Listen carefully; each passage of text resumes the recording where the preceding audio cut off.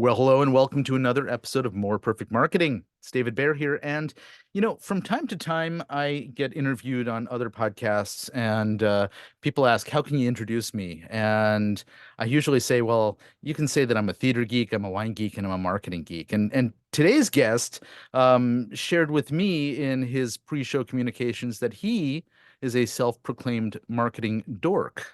So I think we are two peas in a pod, as it were. I'm excited to have this conversation today with Tower Hoff, who is joining me from just south of the border, as it were, the Oregon border. I'm referring to, of course. He's in the Northern California region around Mount Shasta, and I'm very, very excited to welcome him onto More Perfect Marketing. Hey, Tower, how are you? Greetings and salutations. Making it hempen as usual, David. How are you? I love we've just been chatting for the last few minutes before we hit record, and I love how you have really branded your entire world and persona by inserting the word hemp into a lot of your nomenclature. And I think that's key to, a part of what we're going to be talking about today, because hemp is at the focus of the industry that you serve and the industry that you have built out products and services within. And I've just been enjoying our conversation and banter, so far, because you have been so very consistent in the creativity of bringing hemp into the language that you use. So I'm curious, would you sort of bring us from like where that started up to date to where you are now? Yeah, absolutely. I was born and raised in Southern California, which is a hotbed of health and wellness and cannabis, hemp related topics.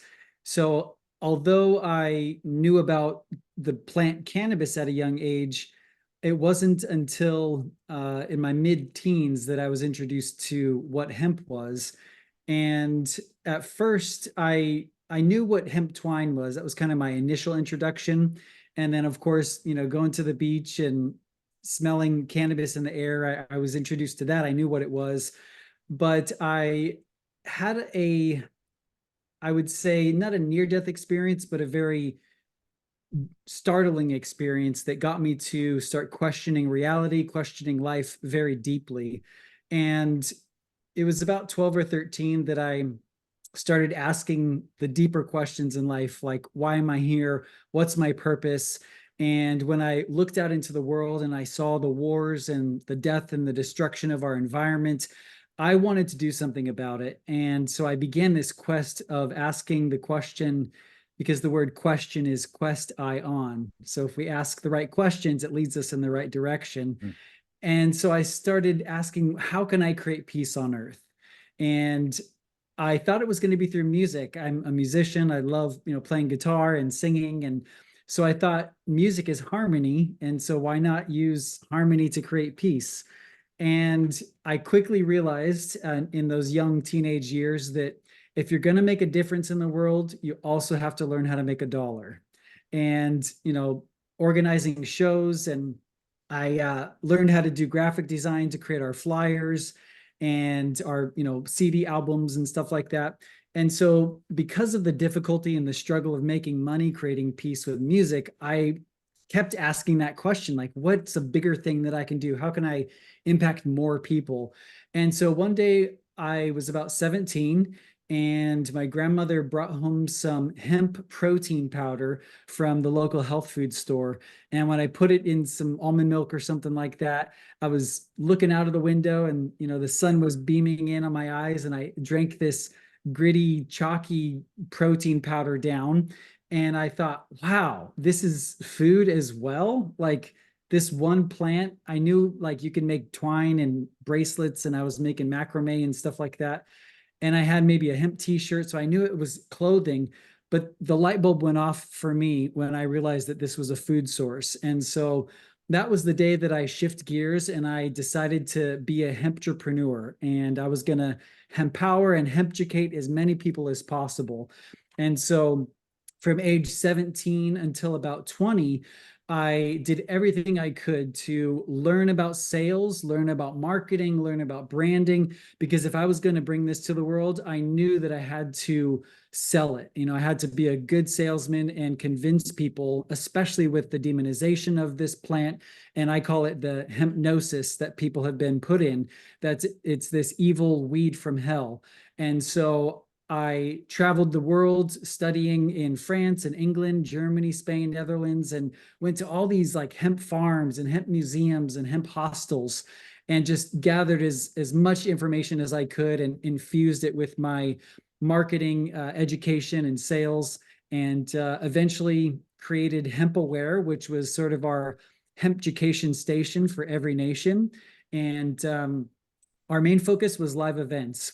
I coined the word hemp aware because I stole it from Tupperware parties. And Oh, I love that.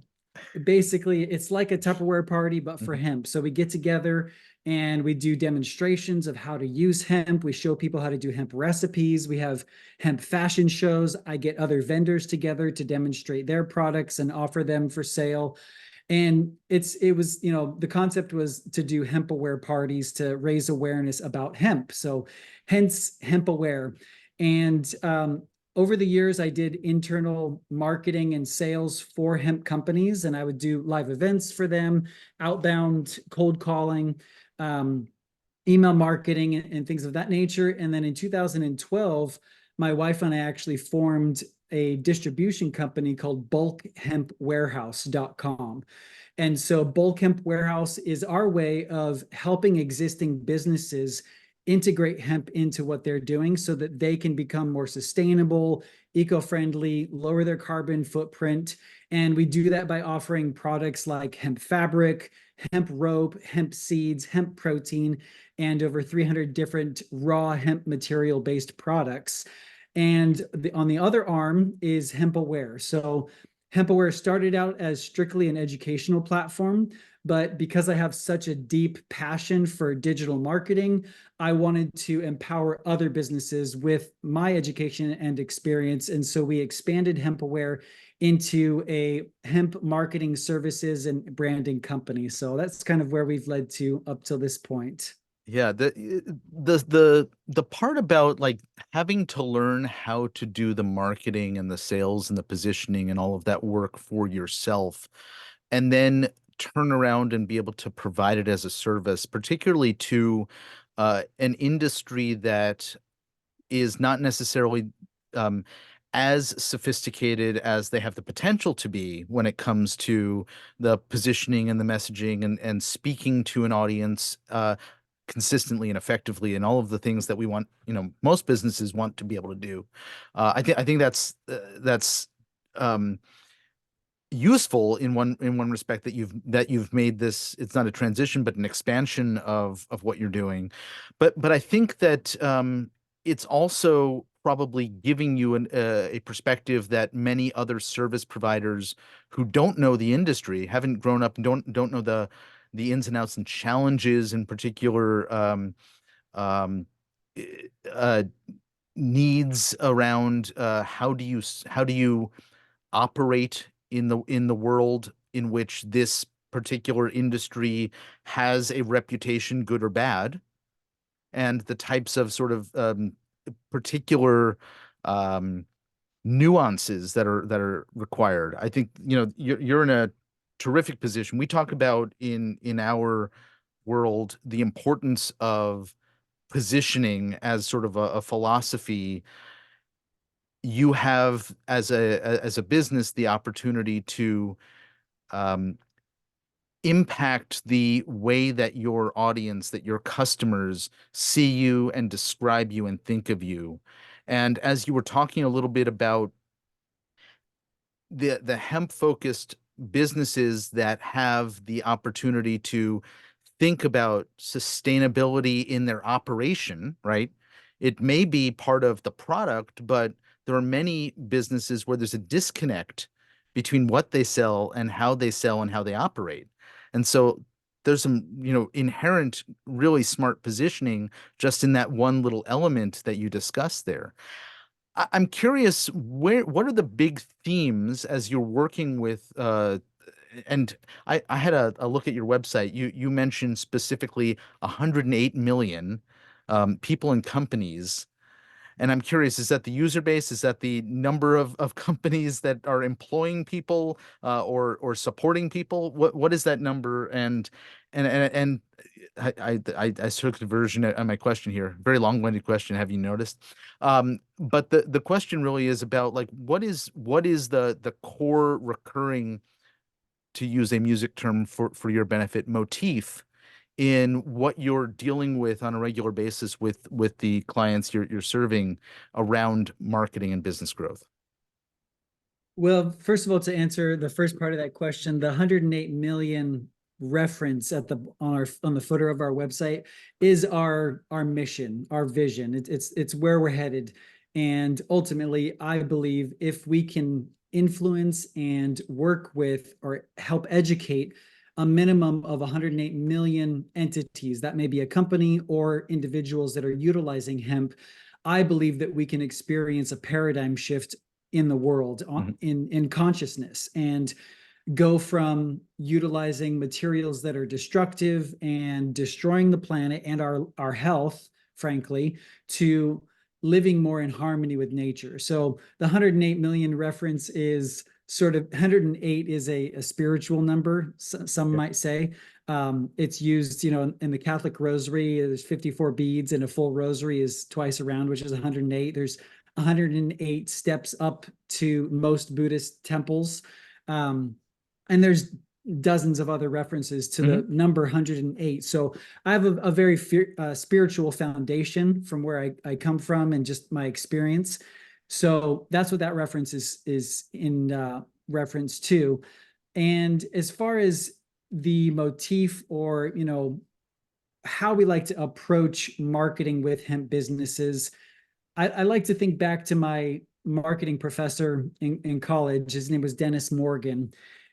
And honestly, don't remember what he said, but the first time I saw him speak, I was literally brought to tears, because up until that moment, I sort of had this stigma around money and making money. And I thought money was, this evil thing, kind of like most people think cannabis is an evil thing. And a lot of us are programmed to think that making money is evil. And we have this stigma around sales. And, or when we hear the word marketing, we might think of a sleazy salesman at a car sales lot or something.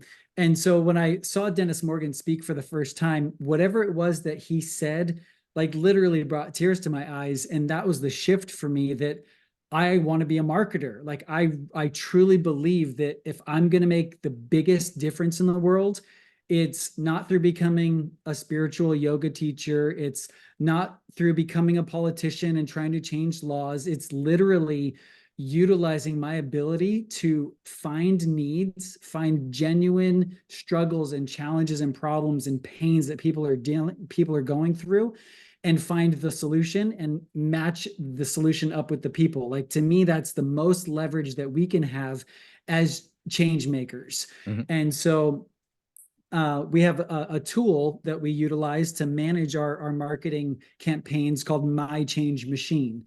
And so it's a play on, not only are we making change in the world because we're utilizing hemp as our vehicle, but we're putting change in your pocket at the same time. And so we essentially start with strategy, without knowing the roadmap, without understanding the challenges, without knowing who you're talking to, and really getting a sense of that target market and identifying their pains and struggles and all the necessary things that we need to know about them to speak their language and resonate with them, pull at their heartstrings, as they say. Hmm. Um, it doesn't matter how many random acts of marketing we can do. If we're not speaking, to a specific audience, I don't remember who quoted or who came up with this quote, but the riches are in the niches. So the more we can niche down and focus on a very specific problem and a very, very specific person, it's just throwing spaghetti, at the wall. So we start with strategy. And once we have that clear roadmap and identify our target markets and understand their problems, we build a brand strategy for our company so that there's that overlap. And we have processes that we go through. It's quite a lengthy process and very strategic questions that we identify to develop this brand strategy. But it starts with the core foundation of who we are, why we do what we do, our mission, our vision, our purpose, our values, our principles and ethics. And then at the core, we can expand into understanding the target market, understanding the competitive landscape, who is out there, what are they currently doing, how are we going to differentiate ourselves. And once we have that, then we can go into execution. So we develop that strategy, that roadmap, and then we can start rolling it out. And that looks like setting up sales funnels. That looks like creating email sequences. That looks like social media content creation, maybe paid ads, whatever it is that we feel is going to align and get in front of the target audience. Obviously we go down that path. And then once we execute, we start to measure, like we make sure doing what we're doing is working, figure out, where are we missing out, what are our KPIs, and how can we start optimizing, which is the final stage after we start measuring.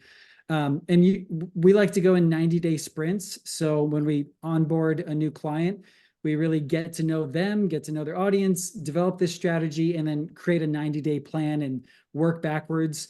And then after that 90 days, we either optimize and scale that campaign that we developed, or we roll out a new one with a new offer or a new product or a new audience. And so that's kind of the high level understanding of our approach.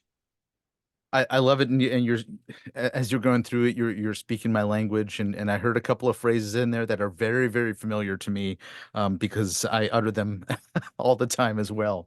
One thing I didn't necessarily hear, and I'm curious about this, because I know that you've really focused a lot of the stuff that you've just described and a lot of the work that you've done in the digital online world. I'm curious, to what extent do you expand activities offline, and what sorts of things might you encounter that are dare I say old school, or manual, or or occurring in the physical world, if anything? Good question. When I first started out, I've been doing this for 18 plus years. It was, definitely more direct marketing type approaches, whether it was flyers or mailers, live events. Obviously, we still do live events and deploy live event type marketing assets, whether it's banners or flyers or sign up sheets, things that are human based or in the physical flesh, I should say. But we do stickering. I have customers do lots of stickering in towns where they know they're going to find their audience. There are physical things that we do. We work with a few magazines that do print ads, full page or what have you. And then another one of our approaches is reaching out to press release, through press releases, Mhm. different media outlets. I find getting a newspaper article written about what you're doing is one of the most powerful ways to build authority and get free marketing, essentially. Yeah. So those are a couple of things that we do. Obviously, I would say probably more than 80% of what we do is digitally focused.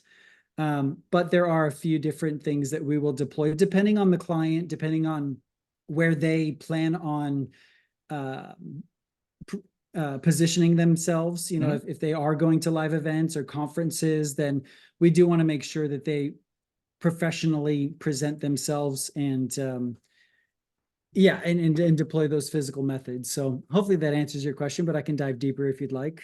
Yeah, perhaps offline, or perhaps in a part two, because I'm keen to understand a lot about, how we have surrounded ourselves with predominantly digital opportunity, in our marketing, and what it's allowed, the few who play outside of those boundaries to actually, leverage as a result of not having nearly as much competition. And you're talking about spaces like event-based stuff that very few businesses spend any time or energy thinking of, particularly, ones that have an entirely digitally focused business. E-com based businesses, for example, are notorious for this when there's a lot of opportunity to build outside of the online space.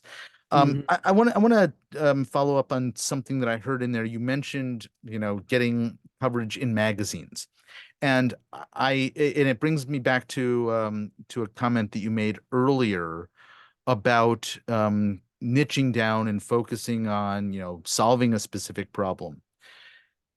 Obviously, the hemp industry has gotten, I say obviously, but widened its audience over time, right? It's no longer as much of a stigma as it was at early on. There's a lot of um, states that have legalized, sales and distribution of cannabis products. There's people who are using products that would not have publicly used them in the past. And so there's probably more opportunity to speak to different audiences than existed when you started in this industry. And I'm curious, what range of um, types of audiences do you tend to work on, introducing somebody new into the range of products that are available to help address some of their needs, wants, desires, Mhm. versus, the enthusiast who has been very much focused on product and lifestyle and what it means, intrinsic motivation to be seen a certain way and everything in between. Well, and we do have a wide variety of clients. Some of them are very cannabis focused. They want the leaf to be predominant. They want to be known for that aspect of their business. And then we have other clients that they've experienced the demonization or that lingering consciousness around this plant as being an evil weed. And so we definitely in some instances pull back and don't focus so much on the hemp aspect and focus more on the results that they're going to get. But some people just they want to be more sustainable and they know that hemp is going to allow them to do that. So even though we don't say this is a hemp shirt that we've printed our logos on, we might say it's eco-friendly and sustainable and natural materials and biodegradable and focus more on that aspect. So it really comes down to the client, and there are different customers. One of our customers has gone through a major growth period of selling a CBD product, and then this sort of tainting of the industry occurred where there's these fly-by-night businesses that are just trying to make a quick buck and throw up a website and sell you a bunch of product and then end up getting a product that's bunk or not what they say it is. And so a lot of the CBD side of the industry has been tainted in that way.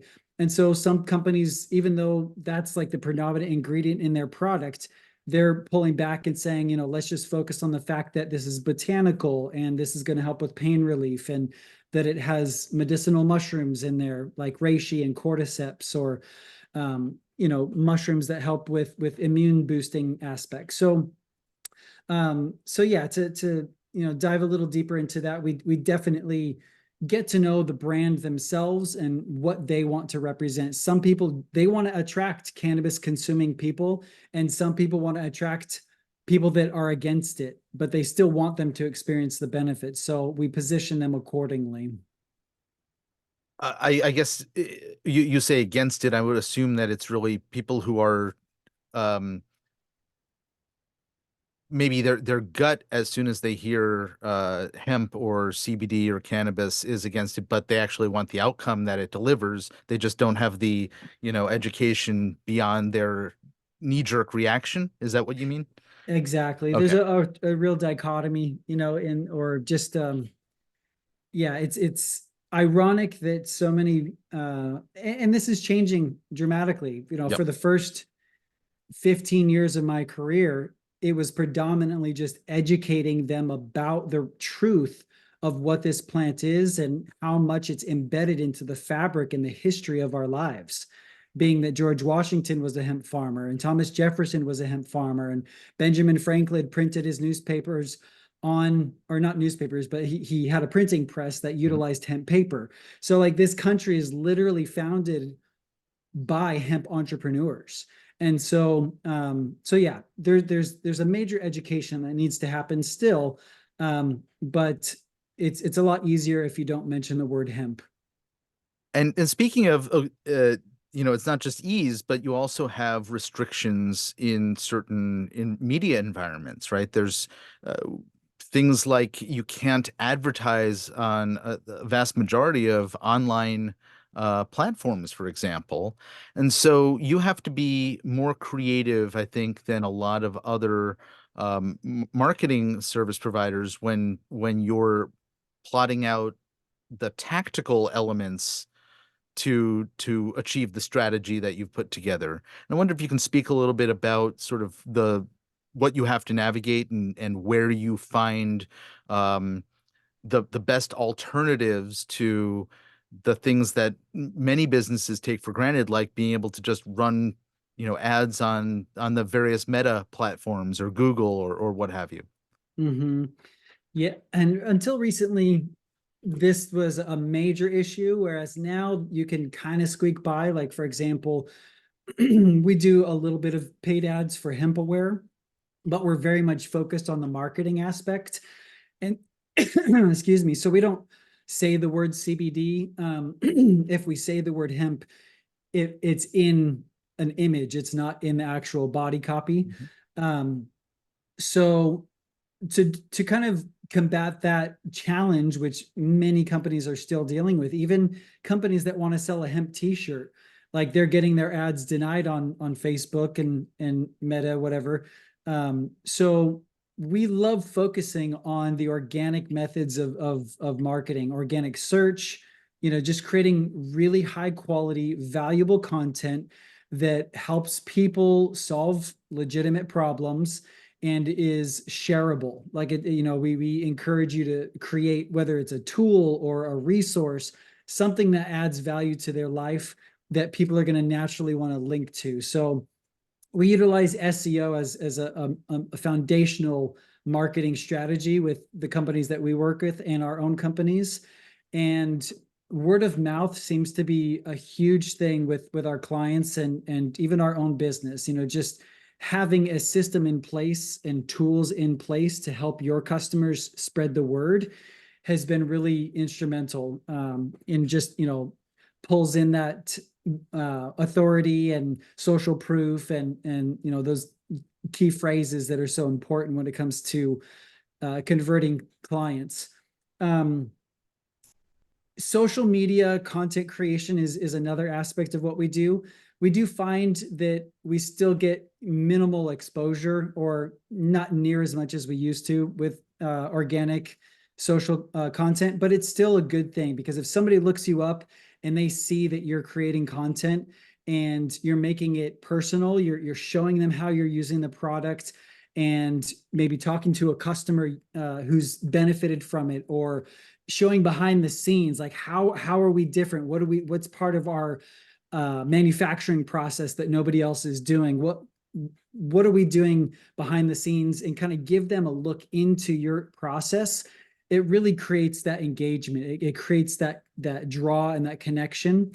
So if people look you up online and you have no social media content, it's a little bit sketchy, or it creates a little skepticism. So having that content in social is essential.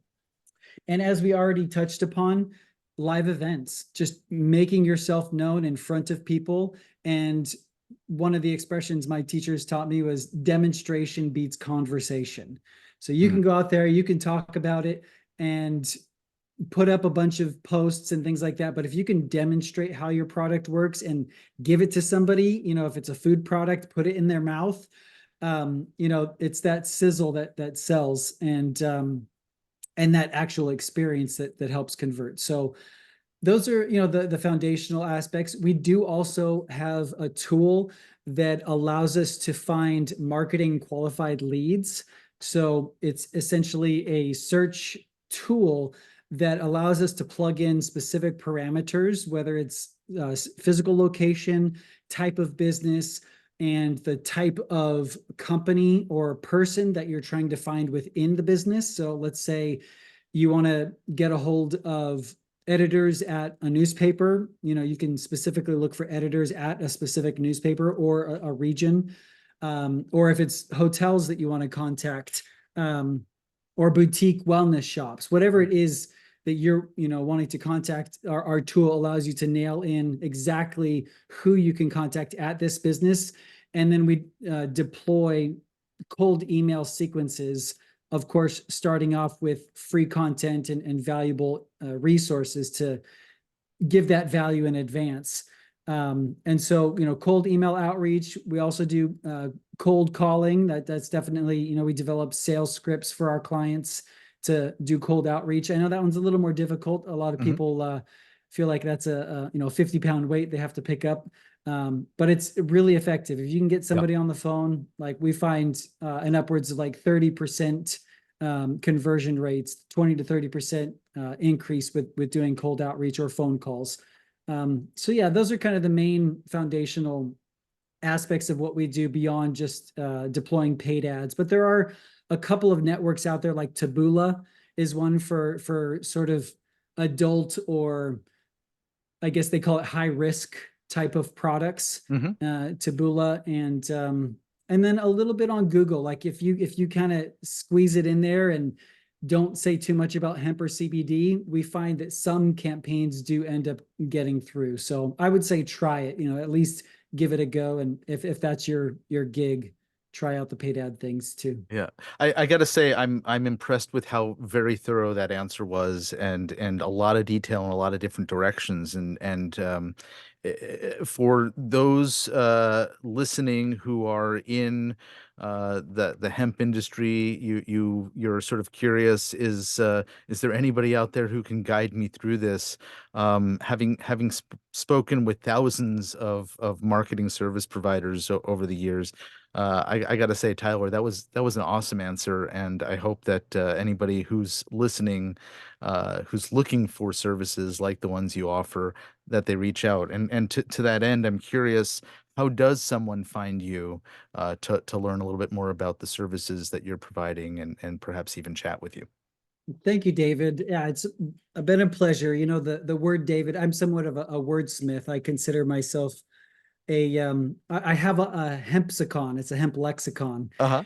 And but I just love words in general. The power of words are so essential for not only selling, but for the creative aspect of life. In the beginning was the Word, and the Word was with God, and the Word was God. And so, word to me is our creative ability. And the word David means beloved. I'm not sure if you knew that, but it's been. Here's the thing. I did know that many years ago, and then one day I interviewed somebody named David here on this program about 2 years ago, and he asked me, and I could not for the life of me remember. But after he asked, I will never forget. Exactly. Yeah. So, you're a beloved bear. So yeah, it's been a pleasure. As far as finding us, hempaware.com, very simple. Um, and we're on the socials, the Instagrams and the Facebooks of the world, the YouTubes and the LinkedIns. So if you want to, join us there, we put out content regularly on marketing, branding, sales, SEO. Obviously we're focused on helping hemp companies, but anybody that follows it, I think will get benefit and be able to incorporate some of the stuff that we share. And then we also have a podcast, Hemp Aware Radio. So we're on all the typical syndicated, platforms. So you can find us on Spotify and iTunes, if that's what they call it, and all that fun stuff. So yeah, Excellent. Well, we will be sure to link hempaware.com and Hempaware Radio in the show notes for this show as well. Taylor Hoff, thank you so very much for joining me. This has been fun. it's been a pleasure, David. I am a avid listener of your show and definitely recommend anybody, if this is their first time listening, to subscribe wherever you can and tune in. You interview really good people, and I love the questions that you asked, David. So it's been a pleasure and really appreciate the opportunity. Well, thank you. Folks, if you know somebody who could benefit from listening this episode, and I'm sure you do, please send them our way. Until next time, my name's David Baer. We'll see you back here again real soon. Bye bye.